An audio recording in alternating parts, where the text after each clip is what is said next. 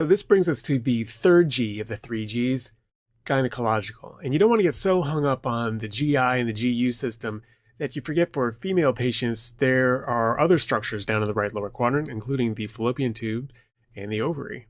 So you want to make sure you don't get hit with a surprise attack from that angle. And these are the entities that I'm going to go over. Let's start out with pelvic inflammatory disease and tuboovarian complex/abscess. So first of all, what's the difference between a tuboovarian complex and a tuboovarian abscess, and does it matter? So if you have pelvic inflammatory disease that extends into the adnexa, you can get inflammation that starts to extend out from the fallopian tube. And if you're starting to get inflammation that is collecting, it's starting to become an abscess. But if the ovary is still present, you would call that a tuboovarian complex.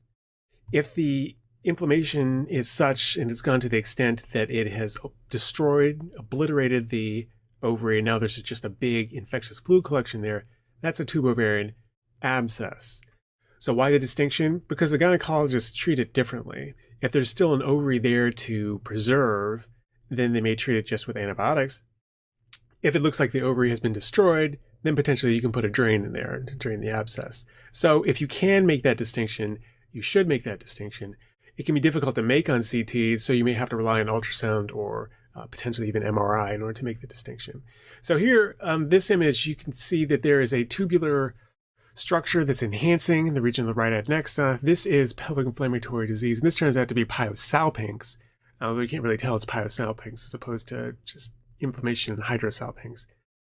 But it's pelvic inflammatory disease. But you know, what other tubular structures with enhancement have we encountered already? Appendicitis, right? So in a situation where the appendix is low-lying and adjacent to the pelvic inflammatory disease, it can be difficult to differentiate the two out. And we'll show you an example of that in a second. So if this inflammation continues, eventually it's going to wall off and you'll end up with a tuboovarian abscess, as seen here. I can't pick out an ovary, so I would presumptively call this a tuboovarian abscess. You might want to get an ultrasound in order to see if you can find an ovary in there. But this is with contrast enhanced CT, right? So if you get a non-contrast CT, it can be very difficult to distinguish between different entities.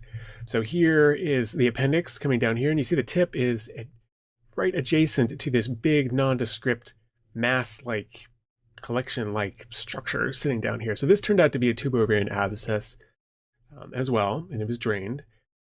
But, you know, you can be forgiven for thinking, well, I'm not quite sure if this is tip appendicitis that is blown out into an abscess. Is this even, could this just be a mass arising from the GI tract?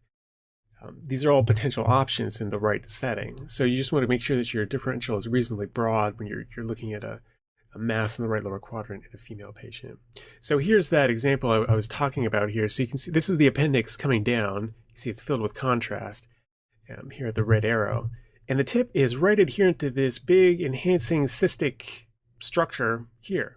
Now this turned out to be a tuboovarian abscess, but you can see how if the tip is sitting right here, it can be difficult to tell, well, hey, is this appendicitis that blew out, especially if more and more of the appendix is involved, or is it just, you know, inflamed appendix that's just sitting next to the tuboovarian abscess? It can be tough to tell, so you might want to suggest both on your differential.